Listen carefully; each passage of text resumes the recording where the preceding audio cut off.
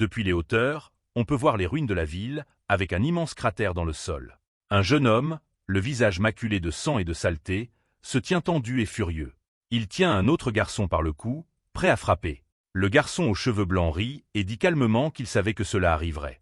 Il regarde de côté et remarque à quel point le protagoniste est différent. Contrairement aux autres qui ont échoué, il se démarque. Allongé en dessous, des corps, clairement détruits dans un combat brutal. Le protagoniste, rempli de chagrin et de rage, dit au garçon de se taire. Le garçon aux cheveux blancs sourit en coin et pousse le protagoniste à le tuer, insistant sur le fait qu'il est le seul à pouvoir le faire. Mais le protagoniste refuse. Il le tient par le col. Le regardant dans les yeux, il dit qu'il a fait une promesse à son équipe, que ce garçon serait mis en prison pour que justice soit faite. Alors que la pluie tombe, le protagoniste déclare que le garçon fera face à la loi. Mais dans ses pensées, il admet qu'il regrette encore de ne pas l'avoir éliminé quand il en avait l'occasion.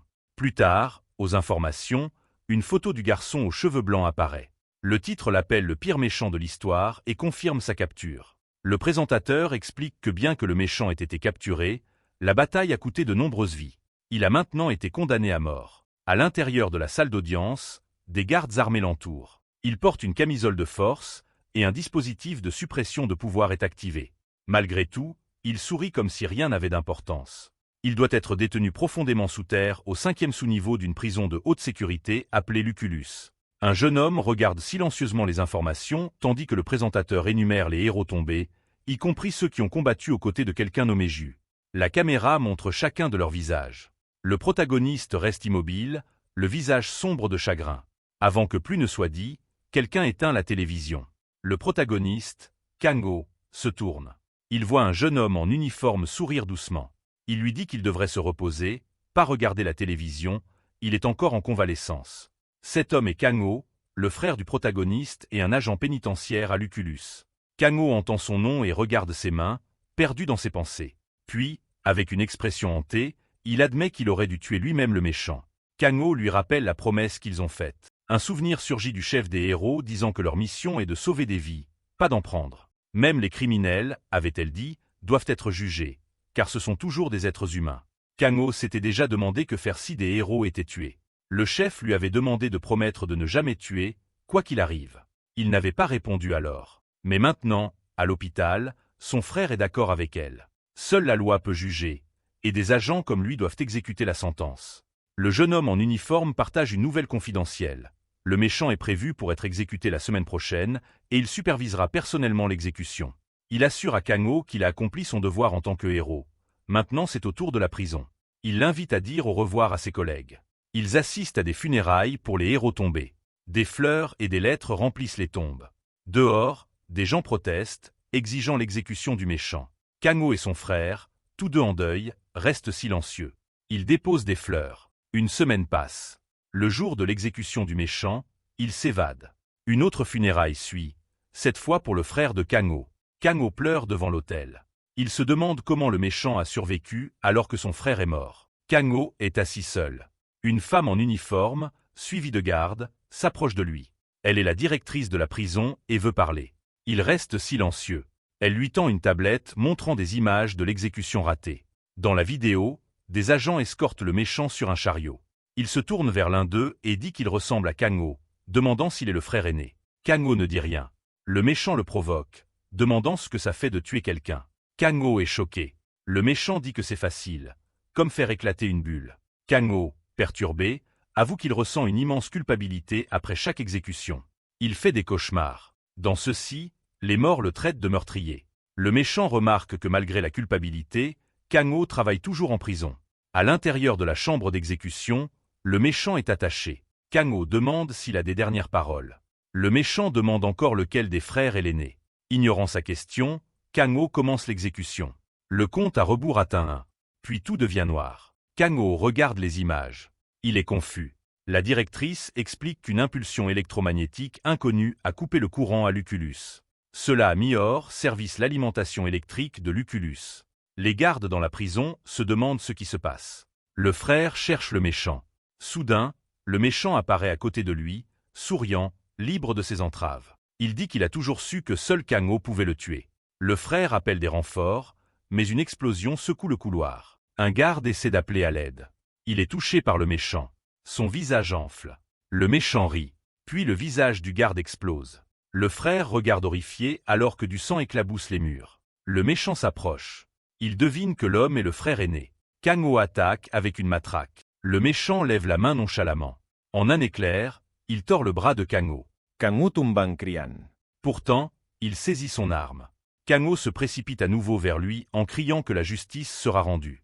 Mais le méchant bouge encore. En quelques secondes, le corps de Kang-ho est écrasé. Le sang peint le sol. La seule chose qui reste intacte est son chapeau. Le méchant dit qu'il devra demander à Kang Yu s'il a deviné juste. Kang Yu termine de regarder la vidéo, le visage rempli de rage.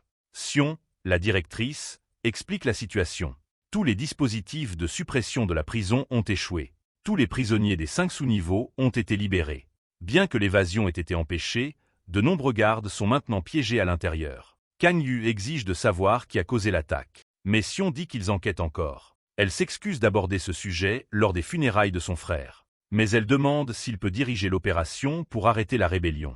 Sans hésitation, Kang Yu accepte. Mais à une condition. Il se souvient de ce en quoi croyait son frère. Les héros sauvent des vies, ils n'en prennent pas. À l'intérieur de la prison, le chaos règne. Certains prisonniers tentent de forcer l'ouverture des portes. Soudain, la porte s'ouvre. Tout le monde s'arrête. Puis, voyant la liberté, ils acclament et courent. Mais en quelques instants, ils sont repoussés par une explosion massive. Un homme se tient dans l'embrasure de la porte. Kang Yu est entré, non pas en héros, mais en bourreau.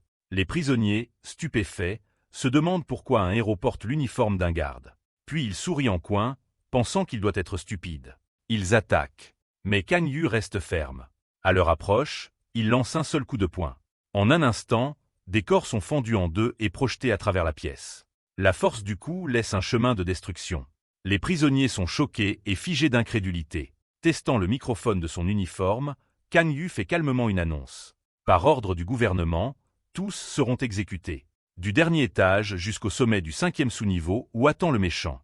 En entendant sa voix, le méchant s'excite. Mais le seul objectif de Kang Yu maintenant est d'accomplir la mission de son frère. D'une voix assurée, il termine son annonce. Tous seront exécutés immédiatement. Les prisonniers sont stupéfaits.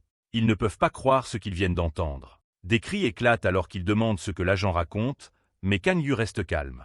Il leur demande s'ils pensent vraiment qu'il est injuste de mourir après avoir pris tant de vies. Un prisonnier au fond, nommé Elita, s'avance. Il dit qu'il n'a tué que 12 personnes, sous-entendant que ce n'est pas grave. Un autre, nommé Brox, arrêté pour cet meurtre, dit qu'il a encore plus de doigts que de victimes. Un homme plus corpulent nommé Cad, condamné pour enlèvement d'enfants, agression sexuelle et plusieurs meurtres, affirme avoir pris moins de 5 vies. Bientôt, le chaos monte. Les prisonniers commencent à crier que Kang Yu n'a pas le droit de décider de leur sort. Ils exigent des avocats et soutiennent qu'ils sont toujours des êtres humains. Au milieu de la foule, quelqu'un reste silencieux. Il s'appelle Choi Gu-wan, arrêté pour crimes sexuels et 8 meurtres. Alors que le bruit continue, Choi commence discrètement à agir, attendant que l'agent soit distrait. Mais Kang Yu reste immobile, indifférent aux plaintes. Soudain, Choi tente de traverser la foule inaperçue. Mais Kang Yu le voit venir. Choi essaie de frapper. Mais d'un coup de pied rapide, il frappe Choi au visage, le faisant tomber au sol. Du sang s'accumule sous lui. Le silence tombe sur les prisonniers. Puis Kang Yu leur parle. Il leur dit qu'ils ont 2 options.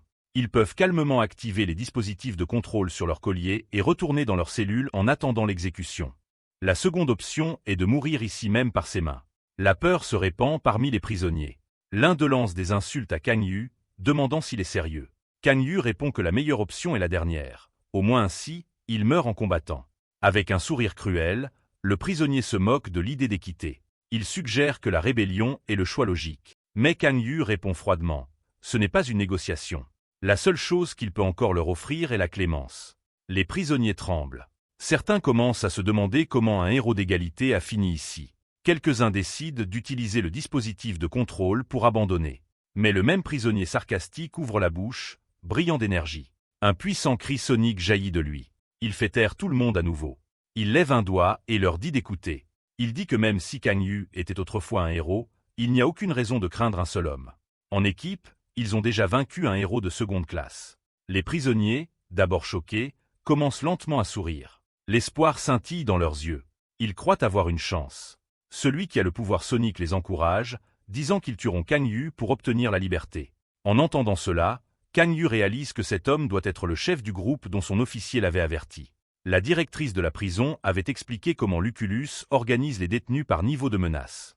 Au premier étage se trouvent plus de 300 tueurs en série. Au sous-niveau en dessous, 100 autres qui ont mis en danger des villes entières. Le deuxième étage abrite plus de 30 qui ont menacé des métropoles entières. Le troisième étage contient 10 qui ont autrefois mis en danger une nation.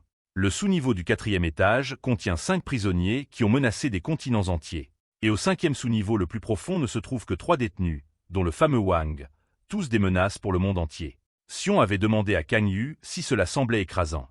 Elle expliqua que les nombres diminuaient à mesure qu'on descendait. Puis elle décrivit 2 jeunes détenus du deuxième sous-niveau. Ils utilisent un pouvoir étrange. Ils forcent les gens à avouer leurs péchés en leur serrant la tête. Pendant ce temps, au cinquième sous-niveau, Wang rencontre une fille qui s'est libérée de ses entraves. Il tient une boule de chair dans ses mains. Il admet qu'il ne s'attendait pas à trouver quelqu'un d'autre là-bas. La fille le regarde froidement. Mais il affiche un sourire tordu et dit qu'elle aidera à passer le temps jusqu'à l'arrivée de Kang Yu. De retour avec Xion, elle avait expliqué que le premier étage est unique. Elle montra une photo. Tous les détenus de cet étage suivent un homme. Il s'appelle Ilazon, le même qui avait crié plus tôt. Il a une capacité unique. Sa voix peut renforcer la force des autres. Kang Yu affirme qu'Ilazon a assassiné cette personne dans un hôpital, et avec un héros nommé Hei, cela fait 8. Mais Ilazon le corrige avec un sourire malicieux, disant que c'était 10. Elle était enceinte de jumeaux. Kang Yu s'éteint. Puis il active le microphone de son uniforme. Il demande à la directrice la solidité des fondations de la prison. Elle lui assure qu'elles peuvent supporter toute sa puissance. Soulagé, il ne se retient plus. Ilazon l'accuse de bluff. Il se moque de Kang Yu, affirmant qu'il était inutile même en tant que héros. Il dit que Kang Yu a probablement capturé Wang en utilisant ses coéquipiers comme appât. Avec un sourire tordu, Ilazon promet d'envoyer Kang Yu les rejoindre. Puis il hurle, activant son pouvoir. Une vague d'énergie traverse les prisonniers. Ils se sentent surchargés, dotés d'une puissance incroyable. Ilazon ordonne à tous d'attaquer. Mais Kang Yu agit le premier. D'un seul coup de pied chargé d'énergie rouge sombre, il tranche les prisonniers. Leur corps se désintègre avant même d'atteindre sa position. Ilazon et les autres restent figés, choqués. Aucun d'eux ne comprend ce qui vient de se passer. En quelques secondes, la vague d'assaillants est étalée sur le sol. Sans perdre de temps, Kang Yu lève la jambe. Il écrase violemment son pied au sol. L'énergie jaillit comme un éclair, traversant la zone. La force projette tous les prisonniers restants dans les airs. L'impact résonne dans toute la prison. Dans une cellule lointaine, un prisonnier masqué entend le bruit. Il sait instantanément que Kang Yu est arrivé. Alors que les prisonniers en l'air hurlent, Kang Yu bondit. Il s'élève au-dessus d'eux. L'énergie pulse dans sa main, la transformant en griffe. Il commence à activer le premier mode de son pouvoir. Les prisonniers tentent de contre-attaquer, mais il est trop tard. Une explosion d'énergie jaillit de Kang Yu, formant une toile mortelle. En un instant, tous les prisonniers proches sont transpercés et déchirés. Et toute son armée sont massacrés. Le sol couvert de restes, Kang Yu parle calmement dans son micro, rapportant que tous les prisonniers du premier étage ont été exécutés. Maintenant, il se prépare à avancer vers l'isolement. Et il se demande silencieusement combien de vies ont été prises au total. Kang Yu ne sait plus si le nombre de prisonniers qu'il a tués est dans les dizaines ou déjà dans les centaines. En marchant dans un autre couloir, il rencontre 2 autres détenus. Sans hésiter, il leur dit qu'ils ont 2 options, porter le dispositif de suppression ou mourir immédiatement. L'un des prisonniers est grand et en colère. Il refuse et se jette sur lui. Mais d'un seul coup de pied, Kang Yu écrase la tête de l'homme, l'éclaboussant contre le mur. Indifférent, il se souvient que Xion avait dit qu'il y avait environ 300 détenus rien qu'au premier étage. L'autre prisonnier regarde horrifié et accepte rapidement de se conformer. Tremblant, il tend la main et demande le dispositif. Mais au lieu de se rendre, l'homme sourit soudainement. Une sphère d'énergie violette brillante se forme dans sa main. Il la lance sur Kang Yu. Il se moque de lui en pensant que quelqu'un comme lui obéirait. Quand le rayon d'énergie s'estompe, Kang Yu est debout, indemne. Il se rappelle une conversation qu'une de ses alliés, Tom, avait eue avec un méchant capturé. Le méchant avait eu pitié de ceux sans pouvoir physique. Elle avait dit à Tom, après avoir été retenu par son pouvoir de chaîne, que des gens comme elle ne comprendraient jamais le frisson d'écraser une personne à main nue. Alors que Kang Yu frappe l'assaillant, il y réfléchit. Il se demande si cet acte est censé apporter de la satisfaction. Mais pour lui, cela ressemble simplement à écraser un œuf. Arrivant aux cellules d'isolement, Kang Yu entre le code d'accès. Dans l'une des cellules, un homme se tient debout, curieux du bruit. En voyant Kang Yu, il le reconnaît comme la source du chaos. Cet homme est Sheok Fildeo, enfermé pour cannibalisme et profanation de cadavres. Il se lève et fait une remarque grossière sur le nouveau travail de Kang Yu. Kang Yu lui donne le même choix, porter le dispositif ou mourir. Sheok enlève son masque et dit qu'il ne s'attendait pas à rencontrer Kang Yu ainsi. Kang Yu se souvient d'une mission passée. Sheok avait été capturé, attaché à un poteau de pierre, lié par les chaînes de Tom. À proximité, Kang Yu avait remarqué un pot avec du sang qui en coulait. À l'intérieur se trouvait une main coupée. Sheok avait souri méchamment, demandant si cela avait l'air appétissant. Il expliqua que les victimes avaient été fraîchement cuisinées. C'est à ce moment que Kang Yu réalisa qu'il n'avait pas le choix. Son pouvoir s'activa automatiquement. Ses coéquipiers avaient l'air inquiets. Le capitaine, le cœur lourd, avait supplié qu'il s'arrête. Elle avait remarqué à quel point Kang Yu était perturbé lorsque le groupe choisissait de capturer plutôt que de tuer. Il s'était éloigné, visiblement troublé. Maintenant, face à Sheok, Kang Yu a déjà activé son pouvoir. Il dit à Sheok qu'en refusant de choisir le dispositif, il a choisi la mort. Sheok demande si Kang Yu sait même pourquoi il a tué tant de personnes. Mais Kang Yu ne le laisse pas finir. D'un mouvement rapide, il décapite le prisonnier. Pourtant, la tête de Sheok continue de parler. Il dit qu'il a tué pour que les gens ne l'oublient jamais. Il explique qu'avec son pouvoir, il peut imprimer son image dans la mémoire des victimes terrifiées. Cela les force à se souvenir de lui-même dans la mort. Comme preuve, il affirme se souvenir de chaque personne qu'il a tuée. Sheok propose alors de montrer à Kang Yu chacune d'elles. Une hallucination commence. Une fille apparaît devant eux. Mais avant que l'image ne se forme complètement, Kang Yu tranche le bras de Sheok d'un coup rapide. Alors que le sang coule de la blessure, Kang Yu se demande si c'est la raison pour laquelle Sheok a été enfermé en isolement. Il forme une épée lumineuse avec son énergie et dit qu'il en a assez de la voix de Sheok. Sheok admet que son pouvoir n'est pas assez rapide pour s'échapper. Face à la mort, il demande à Kang Yu combien de personnes il a tuées. Kang Yu répond qu'il ne s'en souvient pas. Les gens comme Sheok sont des déchets, pas dignes d'être retenus. Soudain, des visions apparaissent. L'hallucination fait surgir ses camarades tombés. Le capitaine regarde Kang Yu avec tristesse et lui demande d'arrêter. Il entend ses coéquipiers appeler son nom. Mais il n'hésite pas. D'un seul coup, il détruit toutes les illusions.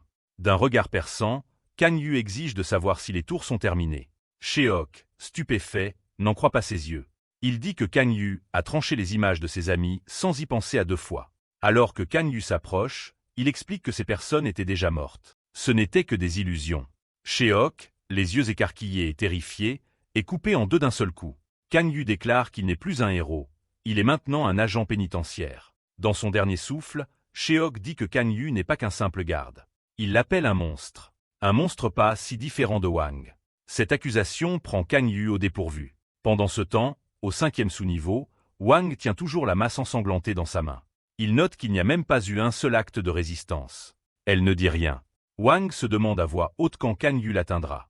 Dehors, la nuit est tombée. Au sommet d'une montagne lointaine, 3 personnes observent la prison.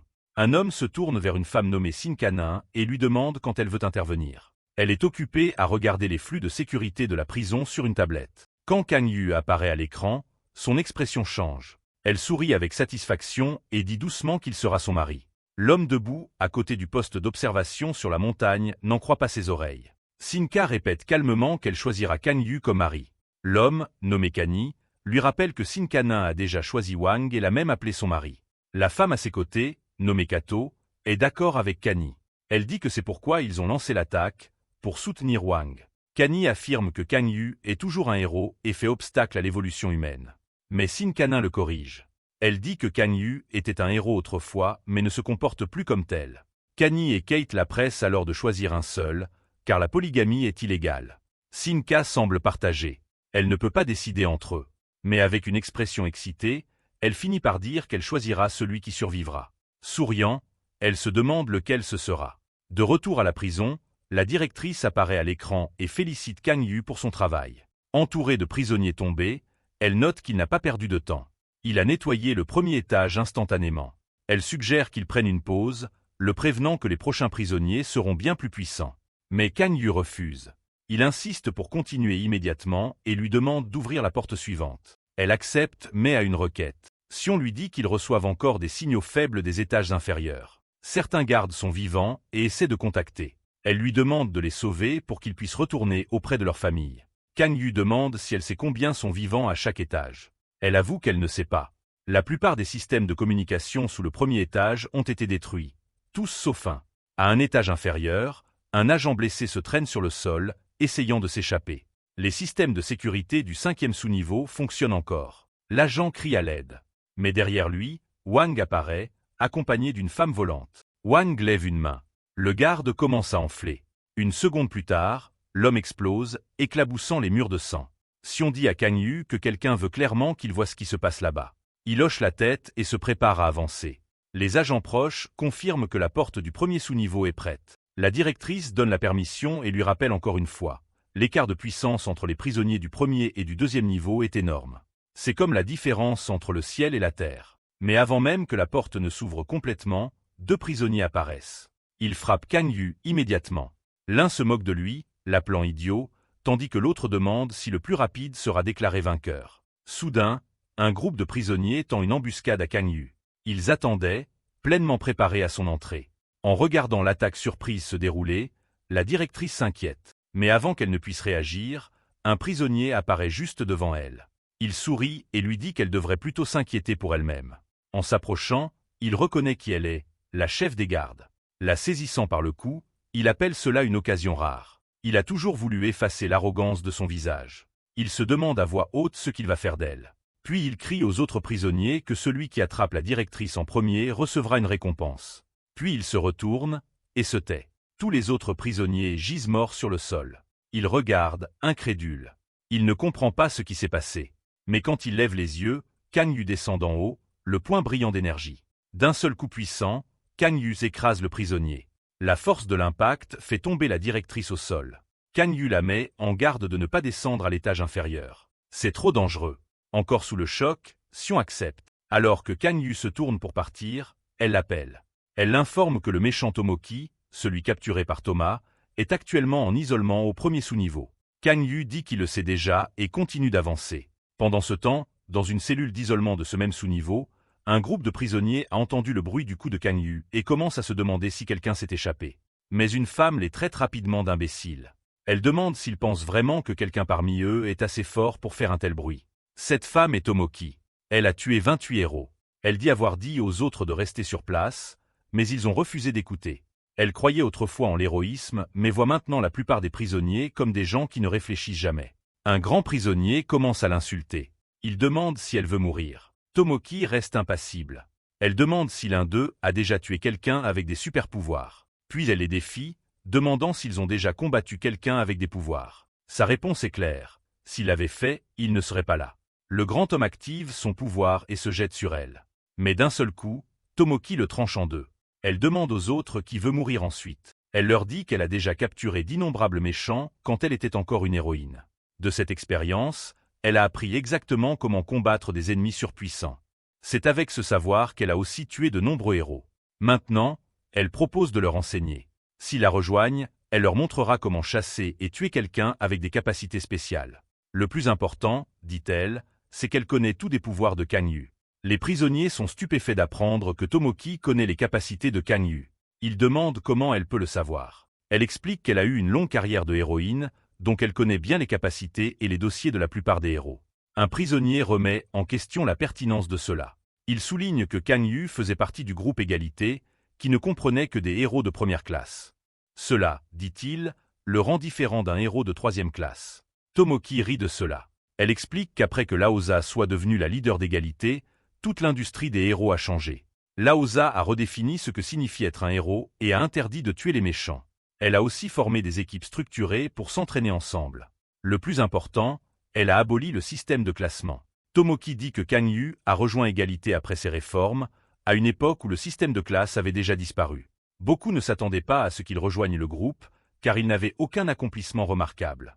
Il y avait même des rumeurs selon lesquelles il avait des connexions puissantes. Un prisonnier admet qu'il n'a jamais vu Kang Yu se battre. Mais à en juger par la rapidité avec laquelle il a nettoyé le premier étage, il doit être au moins aussi fort qu'un héros de deuxième classe, sinon plus. Tomoki se moque de cette comparaison.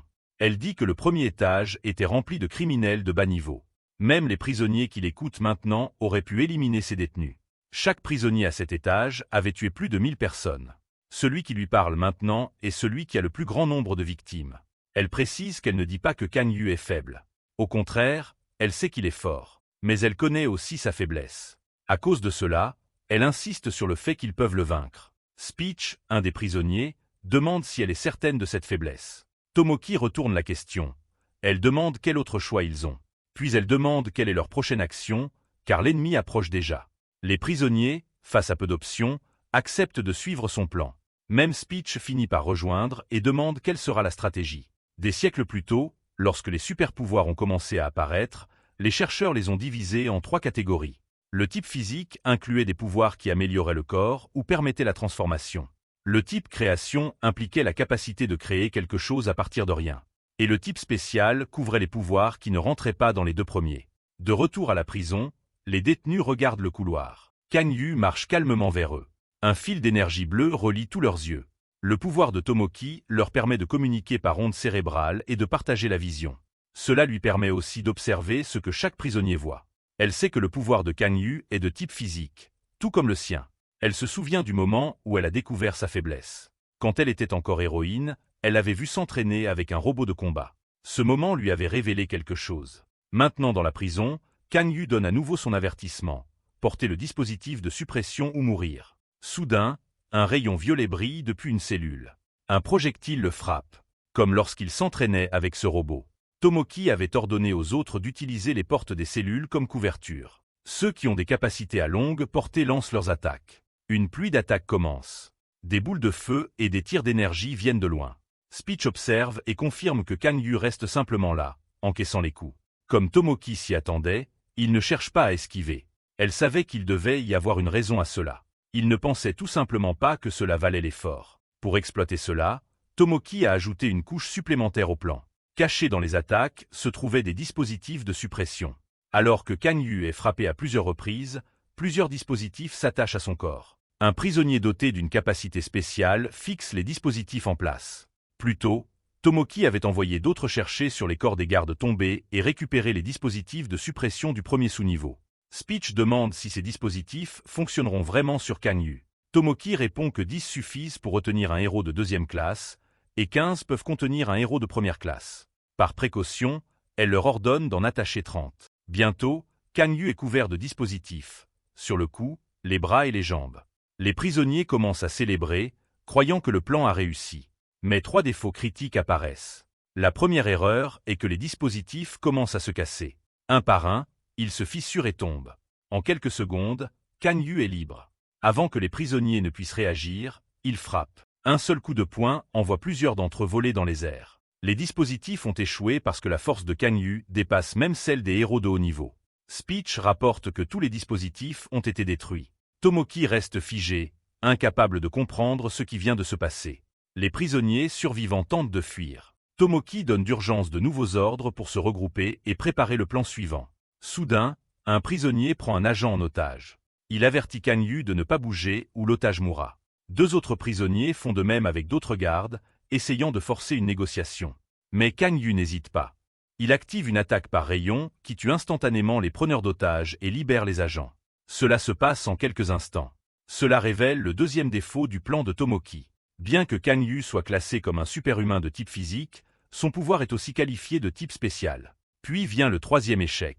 Un prisonnier désespéré appelle Kang Yu, dit qu'il mettra le dispositif et supplie pour sa vie. Mais avant qu'il ne termine sa supplication, Kang Yu le tue d'un seul coup. Tomoki a commis l'erreur fatale d'appliquer une stratégie conventionnelle à quelqu'un qui défie complètement les règles.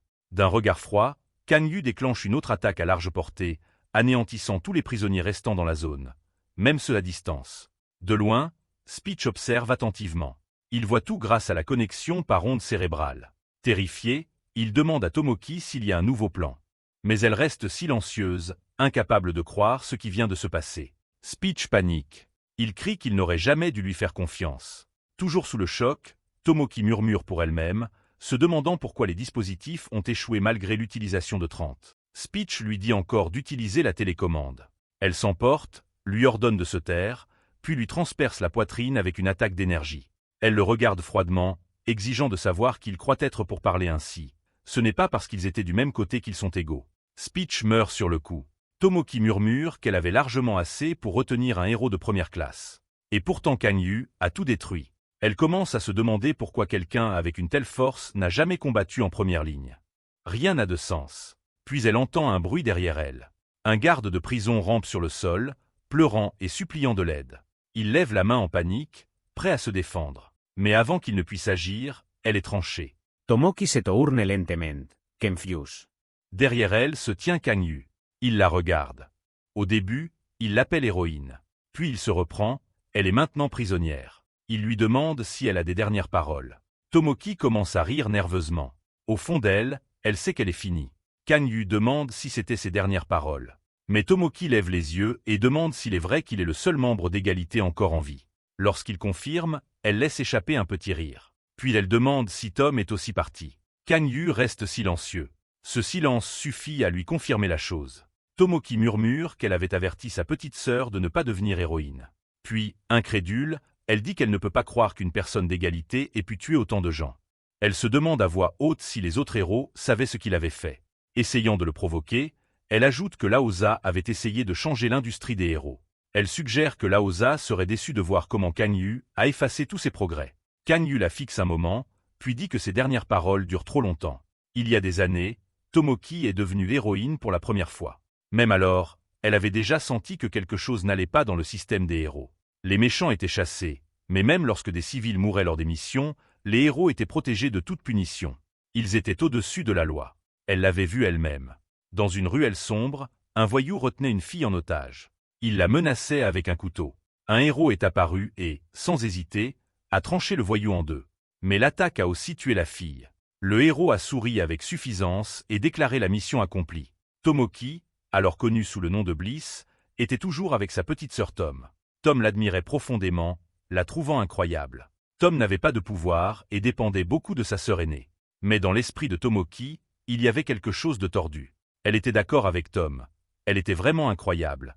Et elle aimait la façon dont cela la faisait se sentir supérieure. Son travail d'héroïne était censé être de sauver des vies. Mais au lieu de fierté, elle ressentait du pouvoir. Ce sentiment de supériorité est devenu enivrant. Tout a changé quand elle a tué son premier méchant. À ce moment-là, elle a ressenti une montée écrasante, le genre de pouvoir qu'elle n'avait jamais connu. Après cela, elle ne se soucia plus de qui elle tuait. Des méchants, des civils, même des héros. Elle assassinait n'importe qui sans hésitation. Mais ses cibles préférées étaient les coéquipiers plus faibles. Elle est devenue accro aux regards de trahison et aux supplications de pitié. Le choc sur leur visage la ravissait.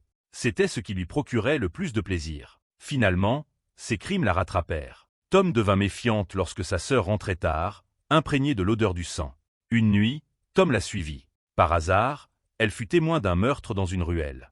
Horrifiée, Tommy resta figée. Tomoki lui dit qu'elle n'aurait pas dû sortir si tard. Puis, avec un sourire sadique, elle demanda si Tom voulait la rejoindre. Tom refusa de croire ce qu'elle entendait.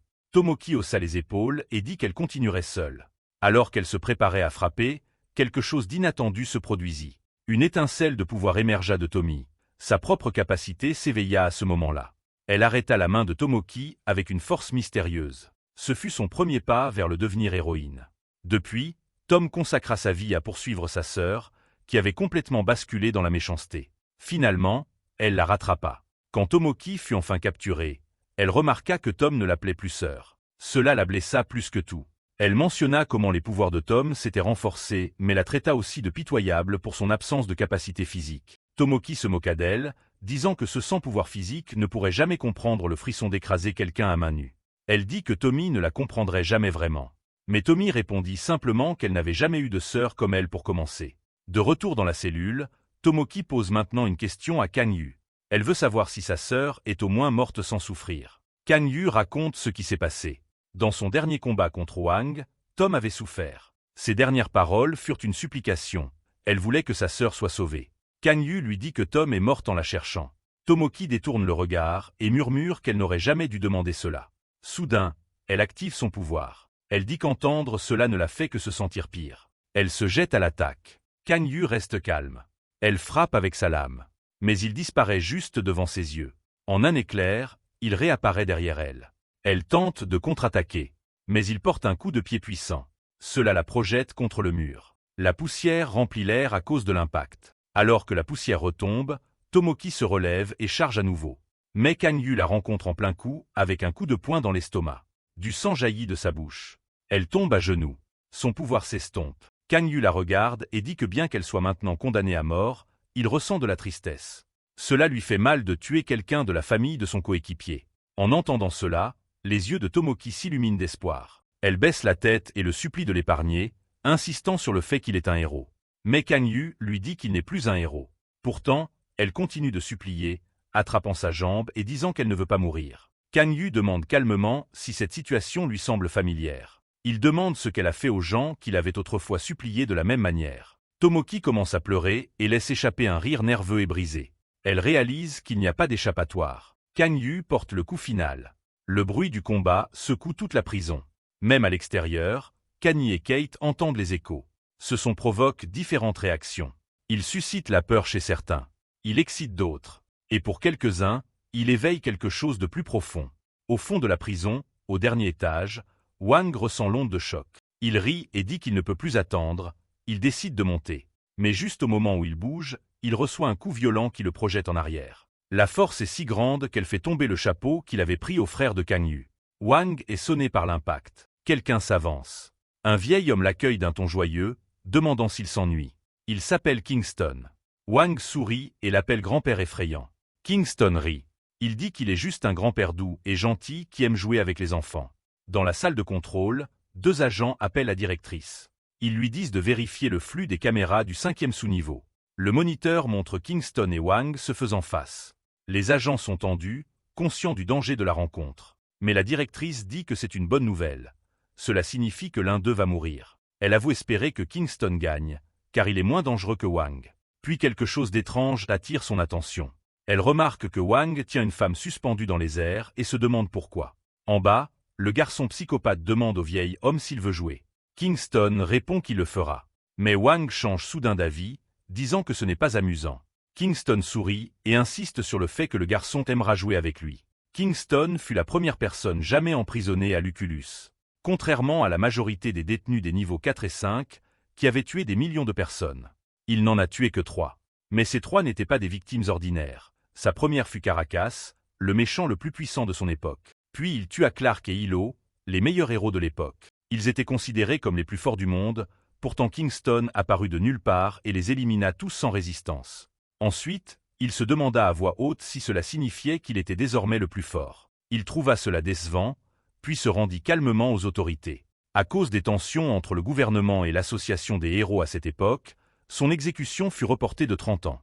De retour au présent, Wang commence à utiliser son pouvoir. Plusieurs cadavres flottent autour de lui, attirés par son pouvoir. Il les compresse en boulettes de viande et les lance sur Kingston. Mais le vieil homme reste immobile.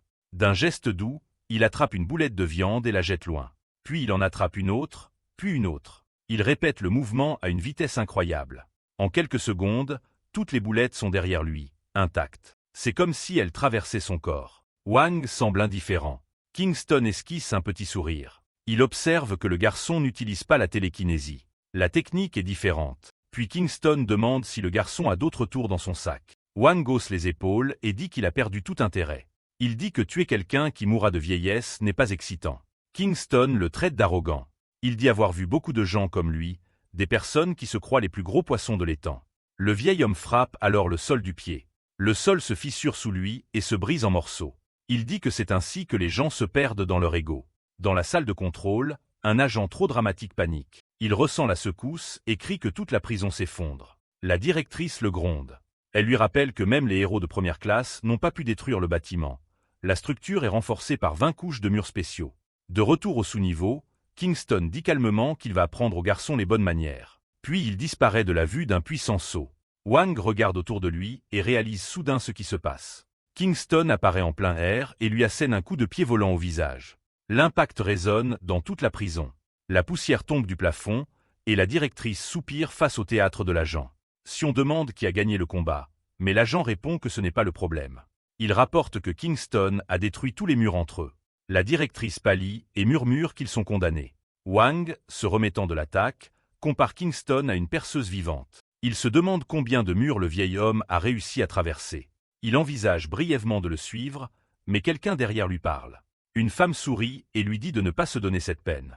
Elle dit qu'il serait plus amusant de rester discuter. La femme est la même qui observait la prison de l'extérieur. Elle est maintenant apparue au 5e sous-niveau. La directrice fixe l'écran, incrédule.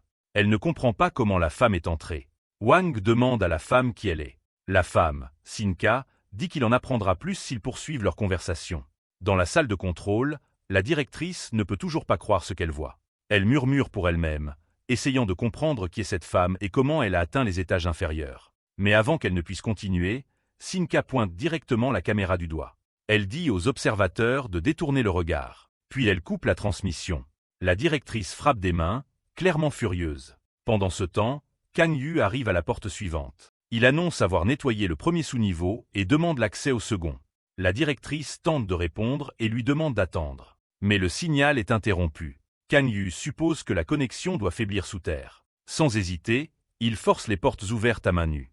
En descendant les escaliers vers le deuxième sous-niveau, il remarque une différence immédiate avec les étages supérieurs. Il y a une forte odeur de sang, mais étrangement, aucune odeur réelle. Le couloir est impeccable. Pas de cadavre, pas de taches de sang. Seulement le silence. Puis il entend un cri. Une fille en uniforme de garde de prison fuit deux créatures monstrueuses. Elles la poursuivent avec l'intention de tuer. Elle leur crie de rester en arrière, puis remarque Kang Yu. Elle appelle immédiatement à l'aide. L'un des monstres ouvre la bouche pour lui tirer quelque chose dessus. Mais Kang Yu l'intercepte d'un seul coup, détruisant la bête instantanément. La fille tombe à genoux, choquée. Kang Yu demande si elle va bien. La fille se précipite pour le serrer dans ses bras, l'appelant Kang-ho. Elle dit qu'elle pensait qu'il était encore au 5e sous-niveau et demande pourquoi il ne lui a jamais dit qu'il avait des pouvoirs. Kang Yu la repousse doucement et explique qu'il n'est pas Kang-ho. Il est le frère de Kang-ho, Kang Yu. La fille est stupéfaite. Elle réalise que c'est le héros célèbre. Elle demande pourquoi il porte un uniforme de garde. Il lui dit que ce n'est pas sûr et suppose qu'elle est collègue de son frère. Mais la fille le surprend. Elle le corrige et l'appelle son beau-frère. Kang Yu est sans voix. Elle explique joyeusement que c'est leur première rencontre en personne. Elle se présente, déclarant qu'elle sera sa belle-sœur, et remarque que les deux frères se ressemblent vraiment beaucoup. Kang Yu ne peut que rester silencieux, la regardant. Ailleurs, au fond des cellules d'isolement du deuxième sous-niveau, une voix appelle quelqu'un nommé Maël. Une autre voix répond. Il y a quelqu'un dehors. L'un d'eux se demande à voix haute combien de péchés l'étranger a commis. Maël répond froidement. Elle dit que l'étranger a tué ses chiens. Puis Miel répond. Ils décident ensemble. Ils enverront cet étranger directement en enfer. Une collègue du frère de Kang Yu l'observe attentivement et admet ne l'avoir vu qu'en photo auparavant. Elle commente qu'il est bien plus beau en personne.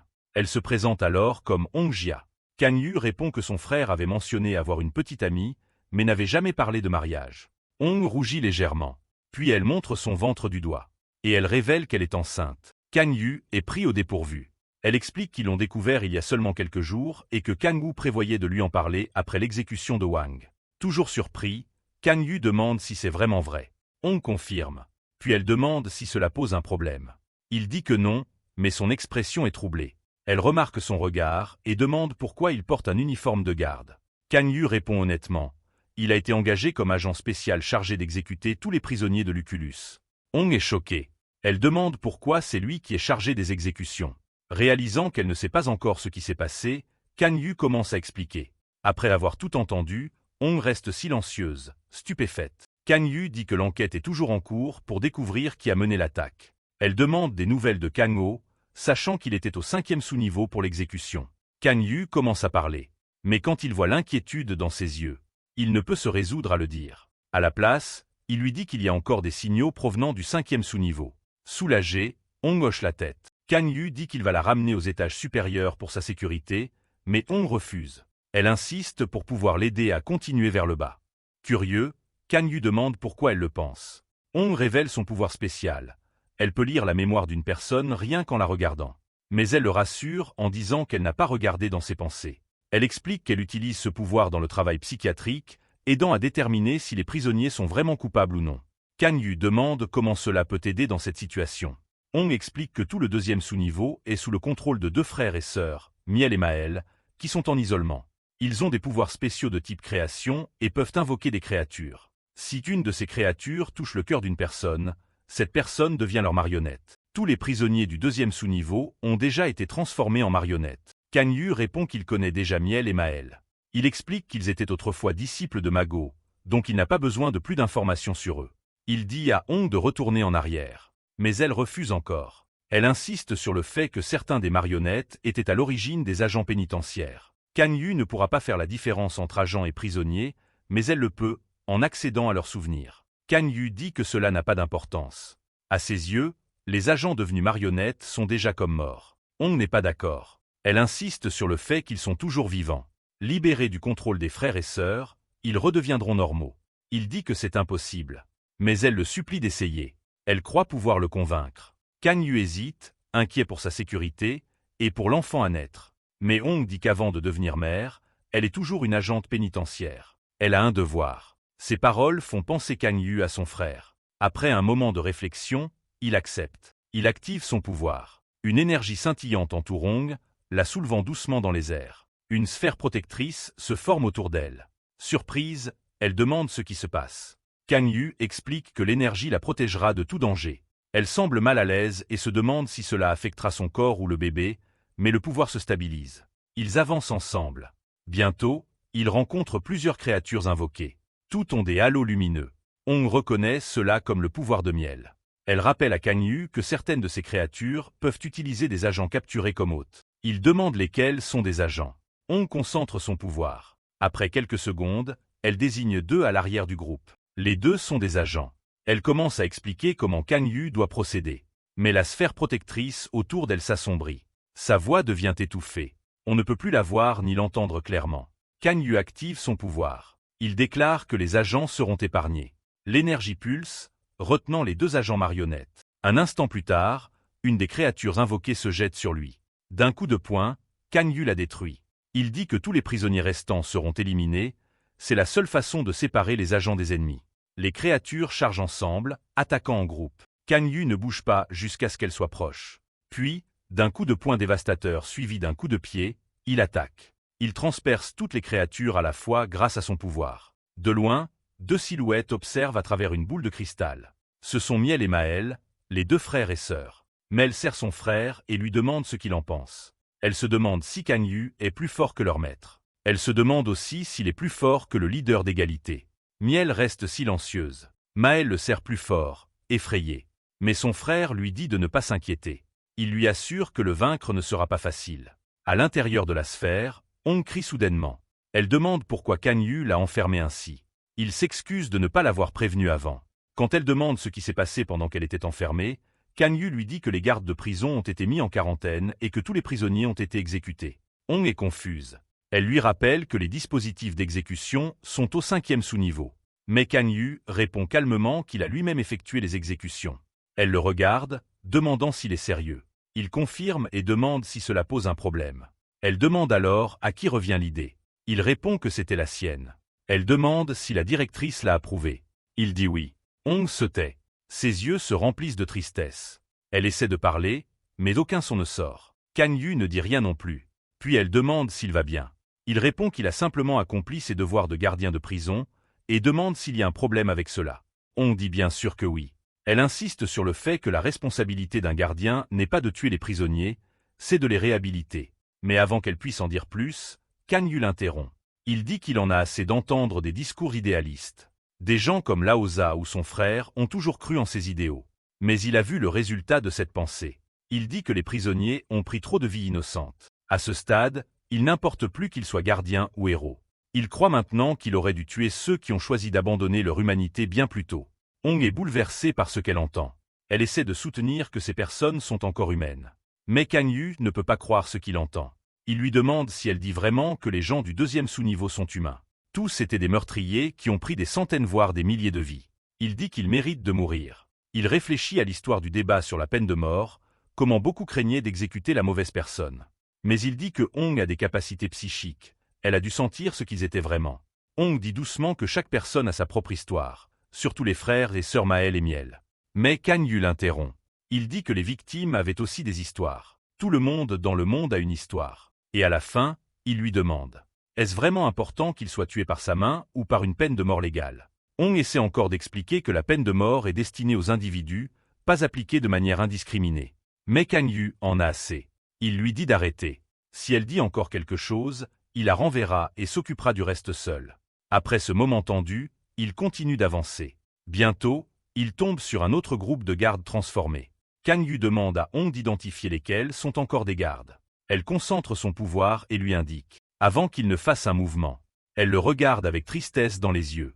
Elle dit doucement que Kang-ho serait dévasté de voir ce que son frère est devenu. Ces mots touchent une corde sensible. Les créatures lancent une attaque. Kang-yu ne bouge pas. L'une d'elles frappe directement son cou, mais la lame se casse instantanément, ne laissant aucune marque. Les paroles de Hong résonnent dans son esprit. Il se souvient de ce en quoi croyait Laosa. Il se souvient de ce que disait Kang-ho. La colère et la frustration montent en lui. Alors que Kang-yu continue de combattre les créatures, Hong regarde, effrayé par ce qu'elle voit. Kang-yu attaque sans relâche. Toutes les créatures chargent en même temps. L'énergie commence à s'accumuler dans ses mains, des sphères lumineuses, pulsant d'une puissance brute. Il pense à toute la frustration qu'il a enfouie. Puis il active le 5e mode de son pouvoir. Les sphères d'énergie jaillissent et frappent toutes les créatures à la fois. Elles sont anéanties en un instant. Une pluie de sang tombe sur le sol.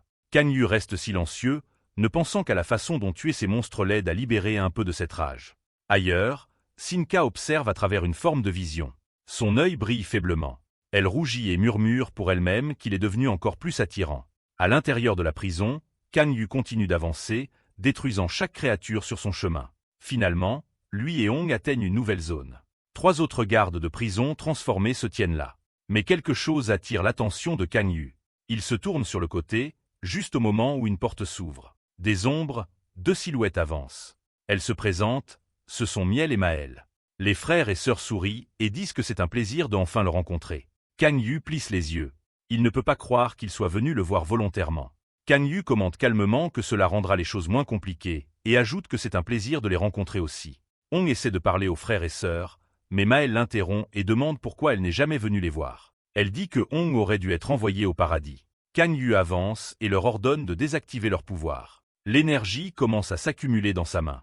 Il dit que s'ils obéissent, ils auront une mort sans douleur. Maël demande s'il existe une option où ils ne sont pas tués du tout. Kang-yu explique que les prisonniers des 1er au 4e étage, ainsi que ceux du 1er sous-niveau, ont eu le choix, utiliser les dispositifs de contrôle ou faire face à la mort. Mais au 2e sous-niveau, les monstres qui ont massacré tant de personnes n'auront pas le choix. Sa voix est froide, son expression presque possédée. Miel dit avoir entendu que Kang-yu était un collègue de leur maître, Mago. Sa sœur ajoute que l'aura de Kang-yu n'a rien à voir avec celle de Laosa. Elle lui crie dessus. Il sera envoyé en enfer. Kang-yu commence à charger son énergie à nouveau et répond qu'ils verront qui ira en enfer en premier. Miel tente de négocier, proposant de désactiver ses pouvoirs si Kang-yu les épargne. Mais Kang-yu refuse sans hésitation.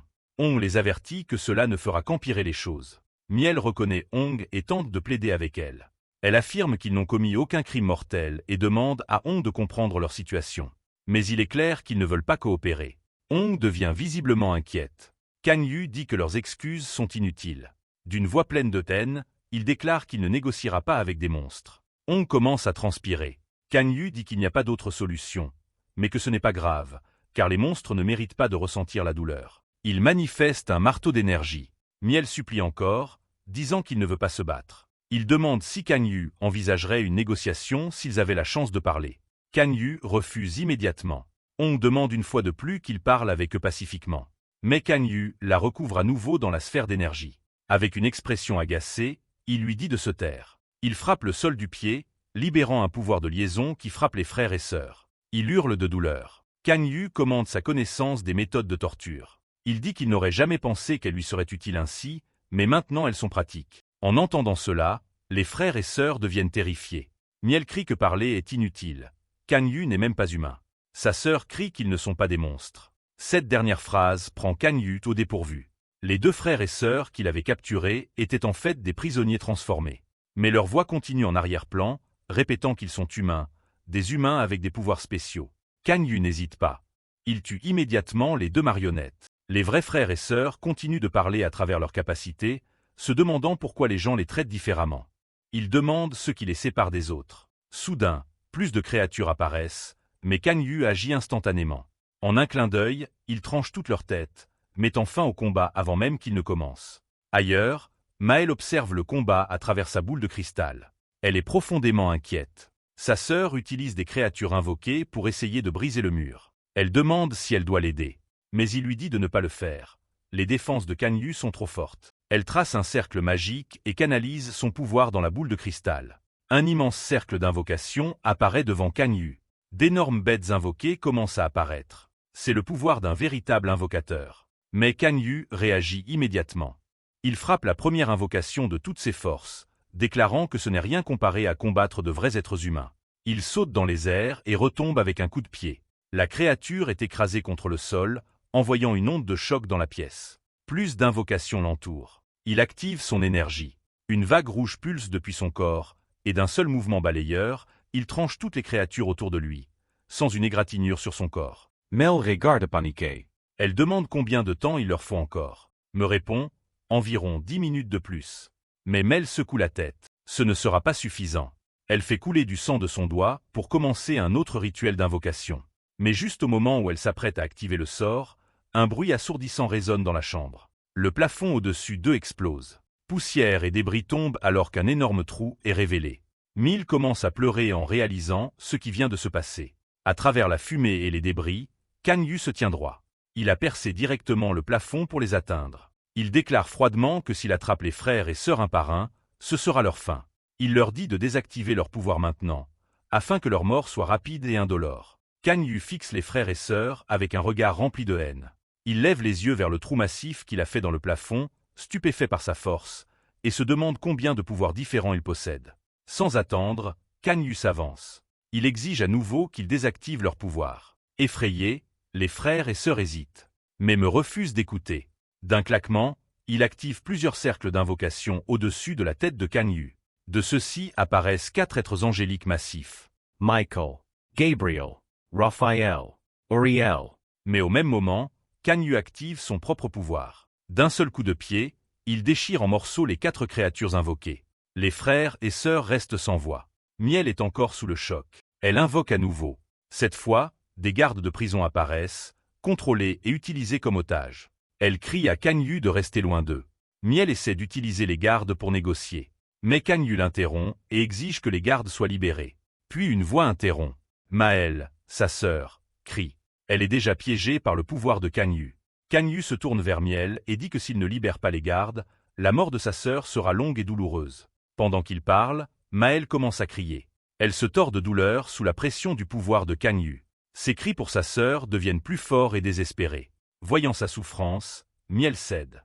Elle accepte de libérer les gardes mais demande à parler à Hong en échange.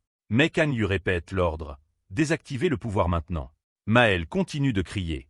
Il dit qu'il s'arrêtera seulement quand Miel désactivera son pouvoir. N'ayant pas d'autre choix, me désactive son pouvoir. Les gardes de prison et même certains prisonniers marionnettes reprennent le contrôle, confus par ce qui s'est passé.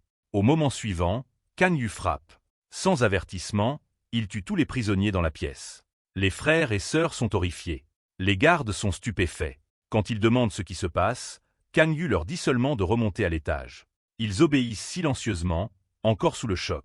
Miel dit que maintenant, après avoir suivi l'ordre et désactivé ses pouvoirs, Kan Yu devrait tenir sa parole. Elle demande s'ils peuvent parler à Hong.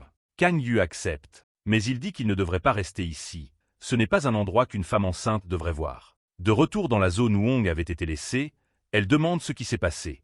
Kan Yu lui dit que le travail est terminé. Après avoir entendu que tous les gardes ont été libérés, elle demande des nouvelles des frères et sœurs. Kan Yu répond qu'ils ont seulement demandé à lui parler avant de mourir. Hong commence à protester, disant qu'il pourrait encore utiliser les dispositifs de contrôle. Mais Kan Yu lui dit de ne pas le faire répéter. Il dit que les monstres du 2e sous-niveau, qui ont pris d'innombrables vies, seront tués de ses propres mains.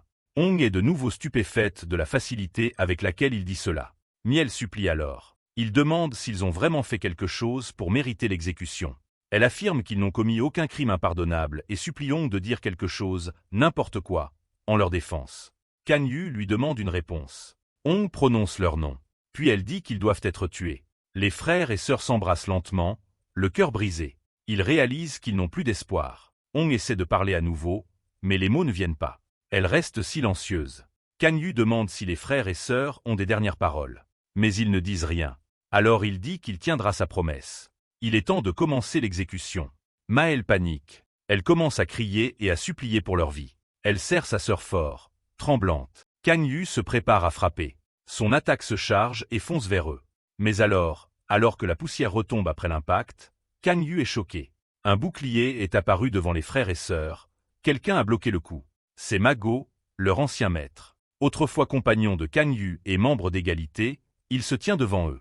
Les frères et sœurs sont stupéfaits de le voir. Même Kang Yu ne s'y attendait pas. Mago regarde autour de lui et, d'un ton sérieux, demande ce qui se passe ici. Si tu as aimé ce résumé, n'oublie pas de liker la vidéo, de t'abonner à la chaîne et d'activer la cloche pour ne rien rater des prochains recaps de Manhwa.